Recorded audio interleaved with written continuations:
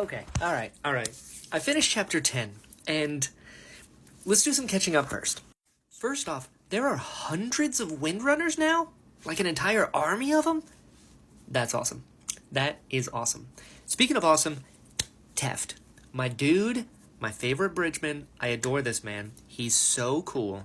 I love that Kaladin is like sitting in his feels after what happened with Moash, and this other Windrunner just said her third ideal, and Kaladin is like, I don't know, and Teft is like, hey, get up.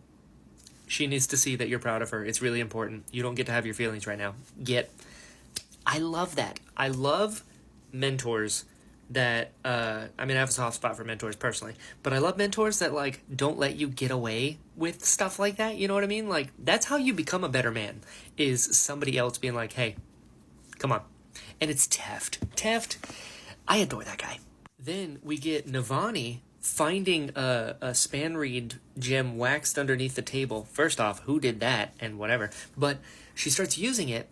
And, well, actually, before that, she said a quote that I absolutely love, because I'm also wired this way, and my wife has said this about me, but she said, you never got half of Dalinar Kholin. When he put his mind to something, you got the whole man. I'm wired the exact same way. It's actually a real problem for me, and I think it's an ADD thing, but my last name is completely ironic. There's no balance to me at all. I am all or nothing always. Case in point, I started reading some books back in January, and now I have these. It's just how I'm wired, and finding that Dalinar's that way too, I love that. But anyway, this person talking to Navani, she calls her a monster, which is interesting and bold, and she said she wants her to stop capturing Spren, and then she also said that Honor Spren can't be trusted anymore, and that this was like her final warning. What is that? And then Shallan found a thing that mentioned Nalthis, Scadrial, Taldane. What sort of world hopper told Ela Sadius some other stuff? Because also she said that Thydakar is I don't remember, the leader of the Ghostbloods, like higher than Eatel. Interesting. I love that Kaladin was looking out for R'Lain when that Honor Spren was like, I don't want to, and it's like, if you pushed him, he probably wouldn't. He goes, okay, you have to bond with R'Lain. You have to at least try. And he's like, oh, fine. That's cool. I love that he's still kind of looking out for R'Lain, because R'Lain is also a super interesting character. The fact that he's, a singer, I think. Yeah. Yes? God, I really got to learn these different things. And they added heavenly ones now. And I'm like, God, they just keep going. But I like that R'Lain is the enemy, but not at all. Like, that sort of out of place thing, and they're still really trying to make him a Radiant, I just think is really cool. I really hope that it doesn't go south, and that he does bond with the Spren, and he doesn't, like, go bad. That would be very sad. So, I hope that doesn't happen. But I like that Kaladin's looking out for him. And then Dalinar's like, I want to talk to you.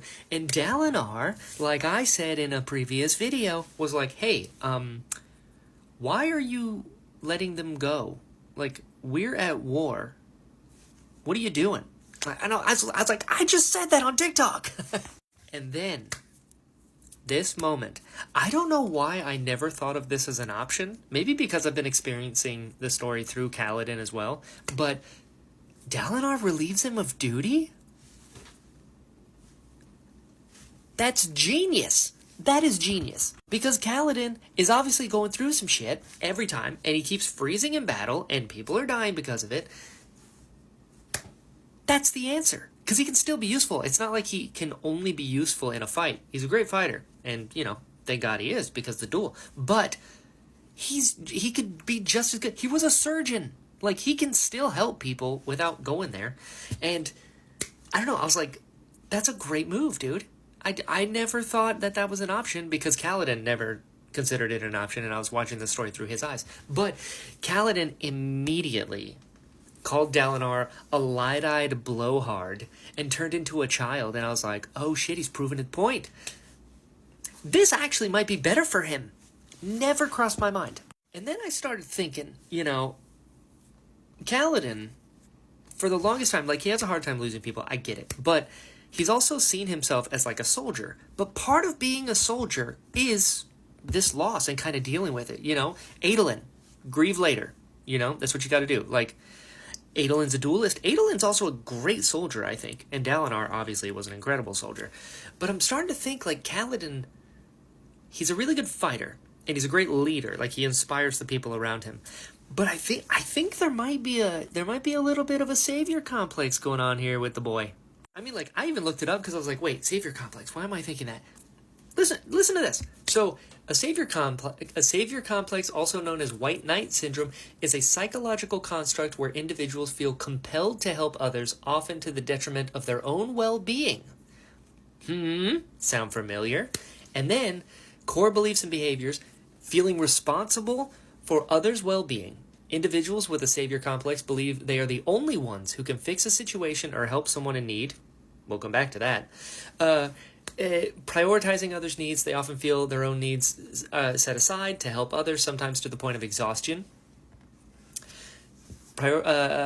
Seeking validation through helping, he doesn't really do that. But difficulty recognizing personal limits. They may struggle to recognize their own boundaries and may overextend themselves, leading to burnout and resentment. May have a history of childhood trauma. In some cases, the savior complex can stem from experiences where they felt powerless or had to take on adult responsibilities as children. That is Kaladin Stormblessed. So honestly, given everything that I know now, given this current avenue that Dalinar's like, hey, this is a promotion, you're still going to help. This happens to soldiers all the time when they lose enough people. I think being on the battlefield may have been the worst thing for Kaladin. Like, personally, the worst thing he could do to himself, because he keeps putting himself in this position. It also, now that we're on this topic, I never thought about it this way, but it is also kind of not a good look on your men.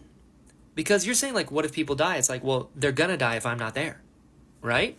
So, I don't know, you gotta trust your men more, Cal. Like, I have full faith in Teft. And honestly, all the Windrunners, like, they're killing it. They're out here fighting Fused and Heavenly Ones and whoever the shit you want to call them. Like, the Windrunners are awesome. Bridge 4 is awesome. So, yeah, to think that without him, everyone's going to die was an interesting thing that I had never considered before just now. And now that he's being relieved of duty, I think it's actually the best thing for him, probably. I mean, we'll see what happens, but wow, this video got really long for no reason. Anyway, onward.